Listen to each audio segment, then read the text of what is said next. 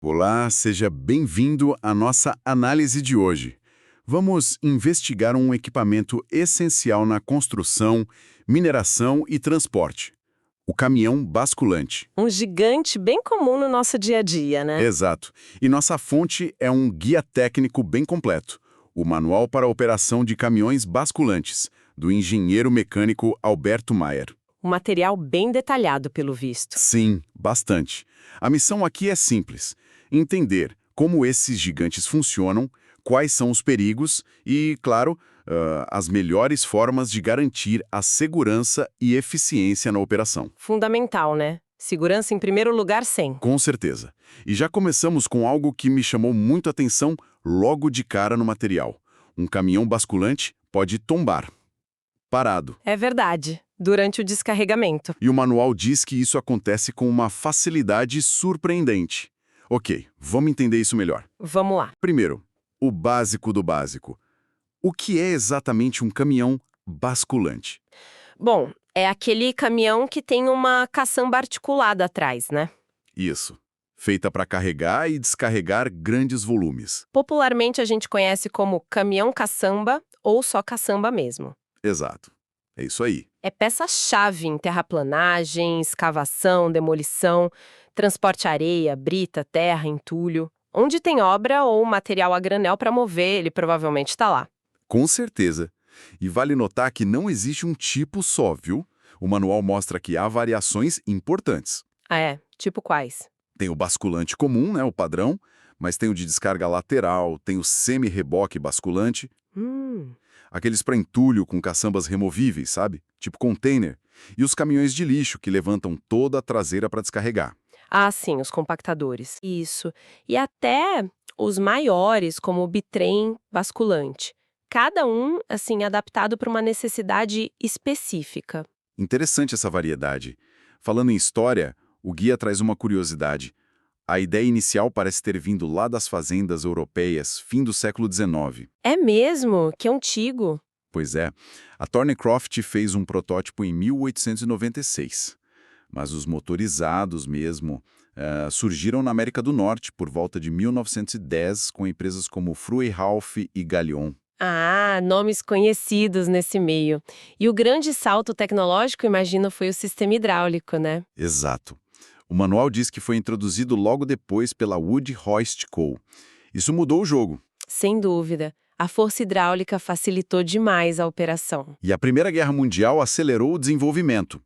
No pós-guerra, empresas como a Frühauf se consolidaram fornecendo equipamentos essenciais para grandes obras e mineração. Faz sentido. A demanda deve ter crescido muito. E a Galion, que você mencionou, o manual cita ela como talvez a fabricante mais antiga ainda em atividade nesse ramo. Olha só que interessante. Uma longa história. Agora, a parte que realmente me deixou intrigado. O manual bate muito na tecla de que o ponto mais crítico e perigoso é a mudança do centro de gravidade durante o basculamento. Ah, sim. O famoso CG, Centro de Gravidade. Esse é o X da questão na segurança dos basculantes. Explica melhor pra gente. O que é esse CG? Bom, de forma simples, é aquele ponto imaginário onde a gente considera que toda a força da gravidade do caminhão e da carga atua, sabe? Certo. Quando a caçamba está abaixada, carregada ou vazia, tudo certo. O peso se distribui entre os eixos, dentro dos limites legais. Como a nossa lei da balança, né? Que limita o peso por eixo. Exatamente. Para não estragar o asfalto e, claro, por segurança. O problema é quando a caçamba sobe carregada. Aí o que acontece? Aí o CG se desloca muito, para cima e para trás. Ele passa da linha dos eixos traseiros. Essa mudança é radical na distribuição do peso. Entendi. E quais são as consequências diretas disso na prática, tipo, no mundo real? Bom, são duas, e bem sérias. Primeiro, a frente do caminhão tende a levantar.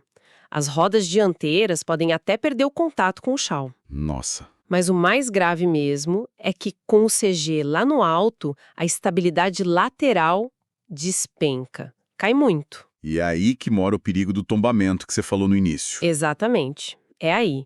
E o risco é maior justamente quando ele está parado, descarregando, não em movimento necessariamente. O manual até tenta quantificar isso, né? Ele fala de um índice, o SRT. Isso, o Static Rollover Threshold, ou limiar de tombamento lateral estático. A fórmula é até simples. É a bitola, que é a distância entre as rodas do mesmo eixo, A largura, né? isso, a largura, dividida por vezes a altura do CG. Quanto maior o resultado desse SRT, mais estável é o veículo. Faz sentido. Um carro baixo é mais estável que um caminhão alto. Exato. O guia dá exemplos. Uma picape pode ter um SRT de 1,02G. Um caminhão pesado, talvez 0,65G, ou até menos, 0,43G, se o CG estiver bem alto. E o que isso significa na prática, esse G? É a aceleração lateral que ele suporta antes de tombar. Basicamente, o caminhão tomba com uma força lateral bem menor que a picape. Por isso, as velocidades em curva para caminhões são tão mais baixas. Entendi. E aí, reforçando o ponto principal do manual, o momento de maior risco de tombar não é na estrada, em alta velocidade. É parado, levantando a caçamba cheia. Parado levantando a carga. Isso. Por isso, o local de descarga é tão crítico. Precisa ser perfeitamente plano e firme. Qualquer pequena inclinação lateral ou um lado do caminhão afundando um pouquinho mais que o outro no solo Já era. já pode ser o suficiente para causar um acidente grave. Por causa daquele CG lá no alto, sabe? A margem de erro é muito pequena. Caramba. Então não é só a física pura do CG. Tem outros fatores do dia a dia que aumentam esse risco, né? O manual lista isso. Sim, ele agrupa esses outros fatores. É uma combinação perigosa, muitas vezes. Quais são os principais? Olha, condições do terreno são cruciais. Operar em piso desnivelado é pedir para ter problema. É um erro clássico. Imagino. Problemas com a carga também. Sabe quando o material gruda lá no alto da caçamba levantada? Mesmo um pouco de material aderido ali em cima altera perigosamente o equilíbrio. Nossa, não imaginava que um pouco de material faria tanta diferença. Faz. Porque o braço de alavanca é enorme com a caçamba levantada. E, claro, a condição do próprio veículo é fundamental. Tipo, Pneus com pressão diferente de um lado para o outro no eixo traseiro, por exemplo, problemas na suspensão traseira, desgaste, desequilíbrio ou desgaste nos pinos e cilindros do sistema de basculamento, tudo isso diminui a margem de segurança. faz todo sentido. É um sistema complexo. E é por isso que o manual detalha tantas regras de operação segura, começando já no carregamento, né? Exatamente. A segurança começa antes mesmo de ligar o caminhão, praticamente. Qual o princípio básico ali no carregamento? Primeiro, escolher o veículo certo para o tipo de material. Parece óbvio, mas é importante. Certo. Se for algo quente, tipo asfalto, tem tempo limite para descarregar antes que grude. O manual sugere usar caçambas com isolamento térmico ou lona nesses casos. E sobre a quantidade? Nunca, jamais, sobrecarregar acima da borda da caçamba. Aquilo que chamam de coroamento. E aí entra de novo a lei da balança, imagino. Com certeza. Respeitar os limites de peso não é só para evitar multa, né? O excesso de peso compromete a estabilidade do caminhão na estrada e principalmente aumenta muito o risco de acidente no basculamento. Sem falar que força todo o equipamento, causa desgaste prematuro. Entendi. E a distribuição da carga dentro da caçamba? Ah, isso é chave. Tem que distribuir de forma uniforme, tanto no comprimento quanto na largura. Não pode ficar tudo de um lado só, ou tudo lá no fundo ou na frente. Por quê? Isso afeta o quê? Afeta tudo: a estabilidade durante o transporte, o desgaste dos pneus e principalmente o basculamento seguro. Uma carga mal distribuída pode desestabilizar o caminhão mesmo em retas ou curvas suaves. Imagina na hora de levantar a caçamba. Entendi. É vital, então. Vital. E, claro, cobrir a carga com lona, principalmente se passar da altura da lateral. É lei e também segurança. E se for produto perigoso? Aí tem mais regras. Sinalização específica no caminhão, aquelas placas de risco, sabe? E o motorista precisa ter um treinamento especial. O MOP, Movimentação Operacional de Produtos Perigosos. Certo. Muita coisa para pensar já no carregamento. Sim, a prevenção começa ali. Ok. Carga a bordo, distribuída corretamente. Agora vamos para o momento crítico que a gente já falou. O descarregamento. O que o manual enfatiza aqui? Primeiro, o ambiente. O local de descarga tem que ser verificado quanto à inclinação lateral, O ideal é usar um inclinômetro, um aparelho que mede isso. Faz sentido. Precisa ter sinalização clara da área, gente treinada para coordenar a manobra, se necessário, e essa pessoa tem que usar os EPIs, os equipamentos de proteção individual, como o colete refletivo, o capacete, a NR6, norma de segurança, exige isso. E o acesso? O acesso tem que ser bom, firme, sem buracos e bem iluminado, principalmente se for à noite. E a preparação do caminhão em si, antes de bascular? Bom, o motorista tem que ser treinado especificamente para essa operação. Não é só saber dirigir. Os pneus precisam estar calibrados e com a mesma pressão dos dois lados do eixo traseiro. Isso é crucial. Por que a mesma pressão? Para garantir que o caminhão fique nivelado. Se um pneu está mais murcho, o caminhão já começa a operação inclinado. E um detalhe importante para caminhões com suspensão a ar. Qual? Aliviar a pressão das bolsas de ar antes de levantar a caçamba, senão quando a carga sai e o peso diminui, o caminhão pode dar um pulo. E isso pode ser perigoso, desestabilizar. Nossa, detalhes que fazem toda a diferença. E durante a manobra em si, quais os alertas máximos? O que não pode errar de jeito nenhum? Tem um erro clássico que o manual destaca como muito perigoso. Esquecer de abrir a tampa traseira antes de começar a levantar a caçamba. Imagina o problema. Pois é, a carga fica represada ali, aí quando abre, desce tudo de uma vez, com impacto. Pode desestabilizar o caminhão na hora. Outro ponto. Manter caminhão e semi-reboque alinhados, retinho. Se o cavalo mecânico estiver virado em relação à carreta, se for o paso, a caçamba levantada pode bater na cabine. E a velocidade? Bem devagar na área de descarga. Velocidade de caminhada o manual sugere. Controle total. E a segurança do operador dentro da cabine? O manual é muito claro nisso. Permanecer na cabine com o cinto de segurança afivelado durante toda a operação de basculamento. E se o pior acontecer?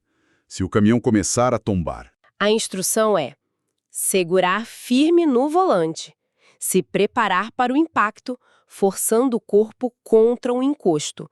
Nunca, jamais, tentar pular do caminhão em movimento ou tombando. Por que não pular? O instinto seria esse. Porque o risco de ser esmagado pelo próprio caminhão é altíssimo. É mais seguro ficar dentro, protegido pela estrutura da cabine. Se ele só inclinar, mas não chegar a tombar, a orientação é aguardar resgate, não tentar sair sozinho. Entendido. E sobre o local exato de descarregar, o piso? A regra de ouro é só descarregar em superfície nivelada, firme e estável.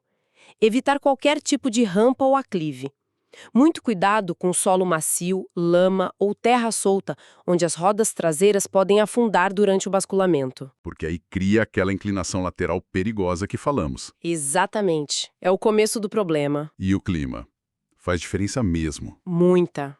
Vento lateral forte é um perigo enorme com a caçamba levantada. Ela vira uma vela gigante, né? Aumenta muito a força lateral. Verdade. Chuva forte também atrapalha, pode deixar o piso escorregadio ou instável, e frio extremo pode congelar a carga na caçamba. Se a carga estiver congelada, grudada, não se deve bascular. Falando em carga grudada, e se ela teimar em não sair, mesmo sem estar congelada? O que fazer? Olha, o manual é enfático.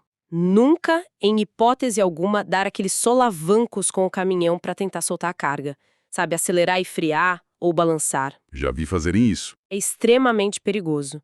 Isso força demais o sistema hidráulico, pode empenar o cilindro telescópico e, principalmente, aumenta drasticamente o risco de tombar.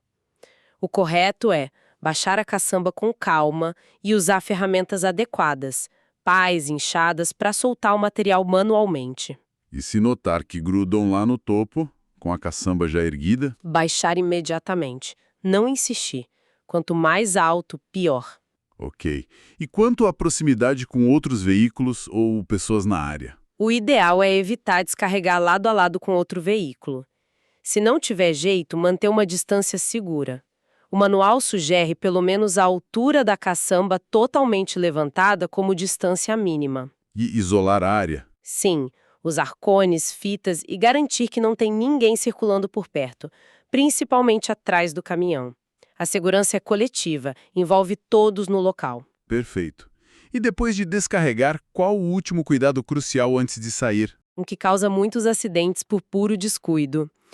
Certificar-se de que a caçamba está totalmente abaixada antes de mover o caminhão. Por que isso é tão importante? Porque colisões com passarelas, viadutos, pontes, fios elétricos são muito comuns por causa disso. O motorista esquece a caçamba levantada, sai e bate. E, claro, depois de abaixar, fechar e travar a tampa traseira corretamente. O manual reforça muito a responsabilidade do operador nisso tudo. Ele é a última linha de defesa. Como assim? Se ele, o motorista, avaliar que a manobra é perigosa por qualquer motivo, o terreno tá ruim, tá ventando muito, a carga parece estranha, qualquer coisa ele não deve fazer. Ele tem o direito e o dever de recusar a operação e buscar uma solução segura junto ao responsável pelo local. Entendi. É uma decisão final dele. Exatamente. Fica claro como a segurança é um sistema complexo, né? Depende do veículo, da carga, do terreno, do clima e, fundamentalmente, das decisões e ações do operador. Isso nos leva direto à manutenção, né? Porque não adianta seguir todos os procedimentos se o caminhão não estiver em ordem. A máquina tem que estar confiável. Exatamente. Não dá para separar a operação segura de manutenção bem feita. A base de tudo é um equipamento bem cuidado. O manual exige uma inspeção diária. Diária. Todo dia. Sim, obrigatória, antes de começar a usar o veículo.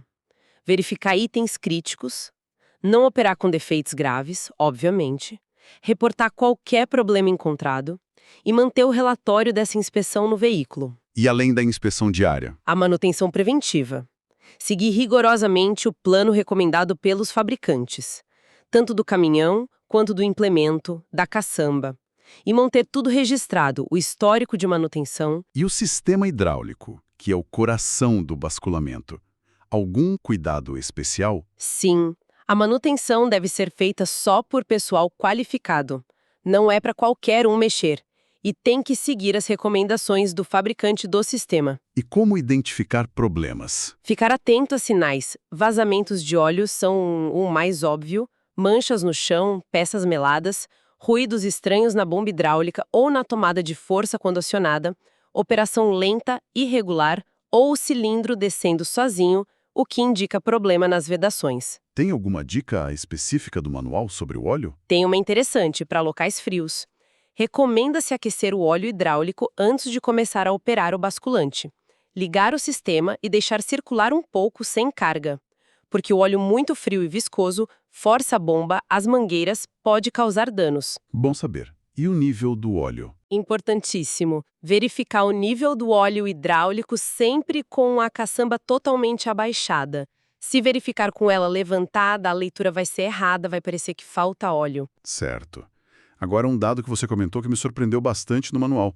80% dos acidentes com motoristas de caminhão não acontecem enquanto eles estão dirigindo. É um número impressionante, né? Acontecem fora da cabine, fazendo verificações, limpeza, manutenção. E qual a principal causa? Quedas. Simplesmente quedas do caminhão ou ao redor dele.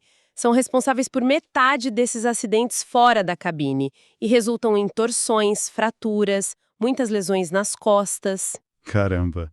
Então, quais os cuidados essenciais fora da cabine, segundo o manual? Primeiro, manter a área ao redor do caminhão limpa e organizada. Sem óleo no chão, sem peças espalhadas. Evitar ficar em zonas de tráfego, de outras máquinas no pátio ou na obra. Olhar bem onde pisa antes de descer da cabine. E para subir e descer? Usar sempre a regra dos 3 pontos de apoio. Ou seja, sempre ter 2 mãos e um pé, ou 2 pés e uma mão em contato firme com os degraus e as alças de apoio. Nunca tentar pular ou descer de costas. E os EPIs que você mencionou? Cruciais fora da cabine. Colete de alta visibilidade, para ser visto por outros motoristas e operadores de máquinas, e botas de segurança, com sola antiderrapante e biqueira de proteção. Isso está ligado diretamente à NR6, que trata dos EPIs. Faz todo sentido. E para tarefas específicas, como limpar ou inspecionar dentro da caçamba? Usar um acesso seguro, uma escada apropriada ou os degraus do próprio equipamento, se existirem e forem seguros. E aqui vem uma regra de segurança vital, que o manual reforça muito. Nunca, jamais, entrar ou trabalhar embaixo da caçamba levantada sem usar a trava de segurança mecânica. Aquela barra de apoio, a escora. Exatamente. Não se pode confiar apenas no sistema hidráulico para segurar a caçamba levantada enquanto alguém está embaixo. Ele pode falhar, pode haver uma perda de pressão repentina. A trava mecânica é a garantia. Isso se conecta diretamente com a NR12, sobre segurança em máquinas e equipamentos. Falando em NRs, o manual faz essa conexão com várias delas, né? Sim, ele é bem completo nisso. Ele mostra como as boas práticas de operação e manutenção estão alinhadas com as normas regulamentadoras brasileiras, que são as regras oficiais de segurança do trabalho. Além da NR6 EPIs e NR12, máquinas. Quais outras ele cita? Cita a NR11, que trata de transporte, movimentação, armazenagem e manuseio de materiais, muito relevante para caminhões. A NR18, específica para construção civil, onde basculantes são muito usados. E até a NR17, de ergonomia, pensando no conforto, postura e segurança do motorista dentro da cabine, no posto de trabalho dele. Entendi. E além dessas NRs gerais, existem regras ainda mais específicas para os basculantes? Normas técnicas ou resoluções? Sim, existem. O manual menciona normas técnicas da ABNT, como a NBR 1641, e também resoluções do CONTRAN, do Conselho Nacional de Trânsito, como a Resolução 563 de 2015, que foi bem importante. Sem precisar entrar nos detalhes técnicos de cada uma. O que essas normas específicas geralmente exigem? Quais são os pontos-chave? Olha, elas estabelecem requisitos bem importantes para a segurança. Por exemplo, padrões de resistência estrutural para o chassi e para a caçamba, e exigem dispositivos de segurança obrigatórios no sistema de basculamento. Que tipo de dispositivos? Um dispositivo primário que impede o acionamento involuntário da tomada de força, que é o que liga a bomba hidráulica. Geralmente exige 2 ações combinadas do operador para ligar. Ah, para evitar ligar sem querer. Exato. E um dispositivo secundário, que é um aviso visual e sonoro dentro da cabine. Ele alerta o motorista se a tomada de força estiver ligada com o veículo em movimento ou se a caçamba não estiver totalmente abaixada na posição de descanso. Para evitar aquele acidente de bater em viadutos que falamos. Isso. Algumas normas até prevêem um terceiro dispositivo, opcional, que limita a velocidade do caminhão a uns 10 km por hora se a tomada de força estiver ligada. Entendi. Que mais? Essas normas também exigem que os avisos de segurança, adesivos, placas, sejam claros e visíveis no caminhão, e que o implementador, quem monta a caçamba no chassi, forneça um manual de operação completo. E a Resolução 563 do CONTRAN que você mencionou, o que ela trouxe de importante? Ela tornou obrigatória a apresentação de um certificado de segurança veicular, o CSV, específico para o sistema basculante, para o licenciamento anual desses caminhões. Ou seja, uma verificação periódica por um órgão credenciado para garantir que os dispositivos de segurança estão instalados e funcionando. Isso aumenta bastante a segurança, imagino. Uma fiscalização. A ideia é essa. E para produtos perigosos, como já falamos, além do MOP para o motorista, o caminhão precisa ter certificados específicos de inspeção, o CIV e o CIP, que atestam que ele está apto para aquele transporte. Certo. O manual ainda cobre algumas situações específicas e alertas finais, né? Como manobras de ré. Sim, a orientação é clara. Limitar ao máximo as manobras de ré. São sempre perigosas. Antes de começar, verificar se o caminho está totalmente livre de pessoas e obstáculos. E o alarme de ré. Tem que funcionar e ser audível acima do ruído do ambiente. O ideal, sempre que possível, é ter um sinaleiro ajudando, posicionado de forma segura na lateral, mantendo contato visual constante com o motorista. Em canteiros de obra, deve-se seguir o plano de tráfego do local, se houver. A NR11 também reforça a necessidade de sinal sonoro nesses equipamentos móveis. E quanto a obstáculos em altura? Já falamos de viadutos, mas e na área de descarga? Atenção redobrada. Sempre verificar antes de levantar a caçamba, principalmente redes elétricas aéreas. Manter distância segura. O manual fala em no mínimo 3 metros de distância horizontal de qualquer fio ou cabo elétrico. E o que fazer se, por um terrível acidente, o caminhão tocar num fio elétrico energizado? Qual é a instrução do manual? Essa é uma instrução vital e talvez contraintuitiva para alguns. Permanecer dentro da cabine. Não tentar sair. O caminhão com os pneus de borracha pode oferecer alguma isolação e a cabine funciona como uma gaiola de Faraday, protegendo quem está dentro. E se alguém estiver vendo de fora? Não deve se aproximar.